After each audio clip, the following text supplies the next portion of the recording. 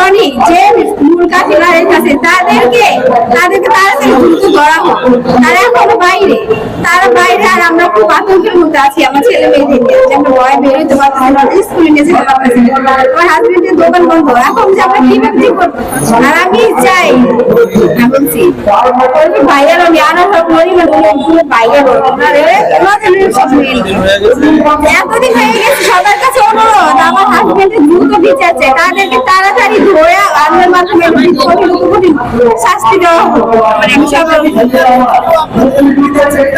আমরা হুমকির মধ্যেই আছি, কারণ ভয়ে আছি ওনারা যে খারাপ লোক, হয়তো আমাদের কিছু করতে পারে, তাই আমরা ভয়ে আছি ওনাদেরকে। ওনাদের যতক্ষণ আইনের মাধ্যমে ধরা না আসছে ততক্ষণ আমরা ছেলে মেয়েদের নিয়ে বাইরে দিতে পারতেছি না। আমাদের সবার কাছে অনুরোধ আমার হাজবেন্ডের বিচার চাই। আচ্ছা, ওই যে যখন আমার মামা যখন মারা হয়েছিল তখন কিন্তু আমার মামার দুটো ফোন ছিল সাথে, ওই ফোন দুটো কিন্তু এখন পর্যন্ত উদ্ধার করা হয়নি, এখন পর্যন্ত ফোন দুটো উঠিয়ে। আমার মামার যেভাবে হত্যা করা হয়েছে এটা কেন এখনো বিচার হচ্ছে না সম্পূর্ণভাবে?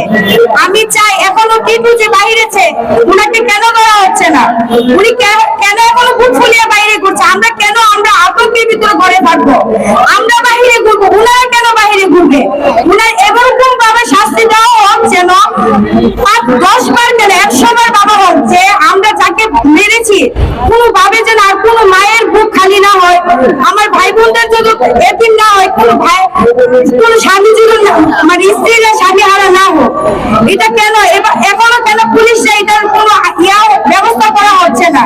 কিন্তু কেন এখনো বাইরে আছে, উনি কেন এখনো বাইরে ঘুরে বেড়াচ্ছে? বাবুল যে উনার অফিসে যে 2 দিন আগে দেখি বাবুল যে উনার অফিসে যে 2 দিন আগে আমার মামার হত্যার মিটিং করা হয়েছে, উনাকে সিসি ফুটেজেও দেখা গেছে, উনাকে কেন করা হচ্ছে না? এটা কিসের স্বাধীন বাংলাদেশ? এটা কিসের স্বাধীন বাংলাদেশ? আমরা একটাই দাবি, আমার মামাকে যারা হত্যা করেছে তাদের যেন ফাঁসি হোক, আমাদের একটাই দাবি।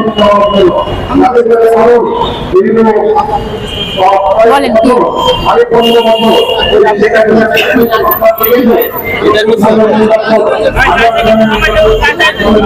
সরি, একটু আবার বলেন, আমি প্রশ্ন বুঝতে পারি। এই দাবি হচ্ছে আপনার এই জাহারে যে 2 নম্বর আসামি সারোয়ার হোসেন টিটু, উনি কিন্তু অ্যারেস্ট হয় নাই, ওনাকে অতি দ্রুত অ্যারেস্ট করা হোক, ওনাকে দ্রুত অ্যারেস্ট করা হোক। আমি চাচ্ছি যে তাকে যেন অতি দ্রুত গ্রেফতার করা হবে, অতি দ্রুত ট্রাইব্যুনালে তার বিচার কার্য শেষ হোক। এবং আমরা কিন্তু সুরক্ষিত না, বর্তমানে আমরা বাকি পক্ষ কিন্তু সুরক্ষিত না, কারণ এই যে বাচ্চাদের কিন্তু স্কুলে যেতে পারছে না তার ভয়ের কারণে, আমরা কিন্তু সুরক্ষিত না। এই জন্য আমরা চাচ্ছি যে সারোয়ার হোসেন টিটুকে গ্রেফতার করা হোক। এবং 2 নম্বর দাবিটা হচ্ছে এই জাহারে যে 4 জন আসামি যে বাদ দেওয়া হয়েছে, আনোয়ারুল হক রনি, তারপর হচ্ছে রাকেশ কায়ুম মোল্লা এবং মুফাজ্জল হোসেন বাবুল, এই যে 4 জন, এই 4 জনকে এই জাহারভুক্ত করা হোক।